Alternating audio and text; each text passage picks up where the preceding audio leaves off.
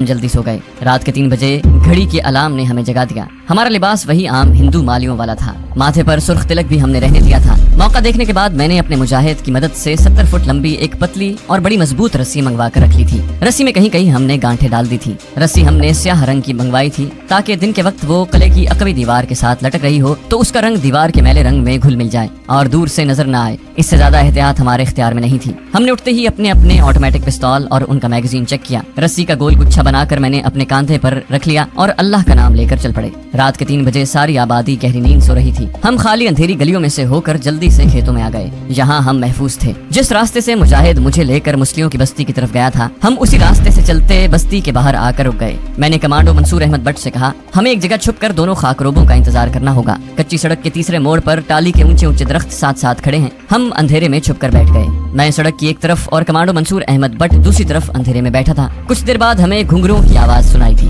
मैंने कमांडो मंसूर से कहा, खबरदार हो जाओ, दोनों आ रहे हैं। ये घुंघरू रेडी के आगे जुते हुए गधे की गर्दन में बंधे हुए थे। सितारों की हल्की नीली रोशनी में हमें बस्ती की तरफ से एक रेडी आती नजर आई। जरा करीब आई तो मैंने देखा कि दोनों खाकरोब रेडी पर बैठे हुए थे। उसमें से एक सिगरेट पी रहा था जिसके गुल की चमक दूर से दिखाई दे रही थी। जब रेडी हमारे सामने से गुजरने लगी तो हम पिस्तौलें निकाल कर सामने आ गए। हमने जो मैली कुचैली पगड़ियां बांधी हुई थी उनमें अपना चेहरा भी छुपा लिया हुआ था। मैंने रोबदार आवाज में कहा, दोनों रेडी से नीचे उतर आओ। खबरदार, अगर कोई हरकत की तो हमारे पिस्तौलों की गोलियां तुम दोनों को उड़ा देंगी। दोनों खाकरोब, जिनमें एक बूढ़ा था, हाथ जोड़ते हुए डर कर रेडी से नीचे उतर आए। हमने उन दोनों के हाथ पांव बांधने के लिए रस्सी का कुछ टुकड़ा पहले से काट कर रख लिया था। कमांडो मंसूर अहमद बट उनके सामने पिस्तौल निकाले खड़ा था। मैंने फौरन दोनों के हाथ रस्सी से कसकर पीछे बांध दिए। इन बेचारों की खौफ के मारे आवाज नहीं निकल रही थी। इनमें जो जरा नौजवान मगर दुबला पतला था बड़ी मुश्किल से बोला, महाराज हमारे पास कुछ भी नहीं है, हम तो चूड़े हैं। बूढ़े ने आजिजी से कहा, महाराज हमारी गाड़ी ले जाएं, हमें न मारें। मैंने दोनों के मुंह कपड़ा ठोंस कर बंद कर दिया और उन्हें खींचता हुआ दरख्तों के पीछे ले गया जहाँ एक गड्ढा था। ये गड्ढा मैंने शाम को ही देख लिया था।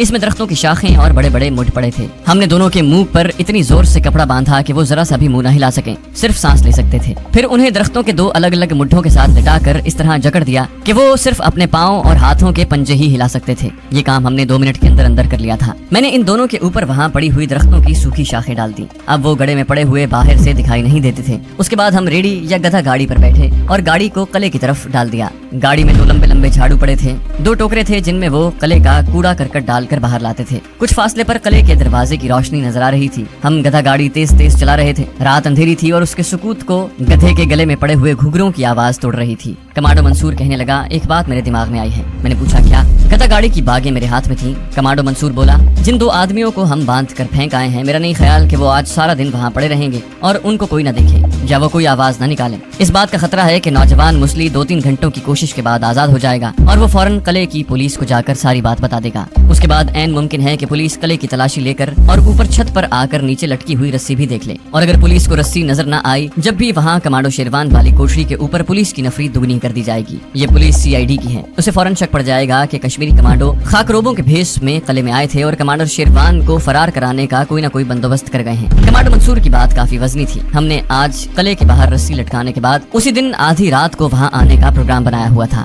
मैंने कमांडो मंसूर बट से पूछा, तुम क्या मशवरा देते हो? वो बोला, दोस्त हमें जो कुछ करना है अभी कर गुजरना चाहिए। अभी दिन निकलने में काफी वक्त है, रात का अंधेरा छाया हुआ है। हम अभी कमांडो एक्शन करके कमांडर शेरवान को निकाल ले जाने की कोशिश करते हैं। अगर आज का सारा दिन इन मुस्लियों को दे दिया तो वो 2 घंटे की जद्दोजहद के बाद इस काबिल जरूर हो जाएंगे कि रस्सियों से जकड़े हुए हल्क से आवाजें निकालने लगे और इस तरह लोग वहाँ पहुँच सकते हैं। मुझे कमांडो मंसूर अहमद बट का मशवरा बहुत सही मालूम हुआ।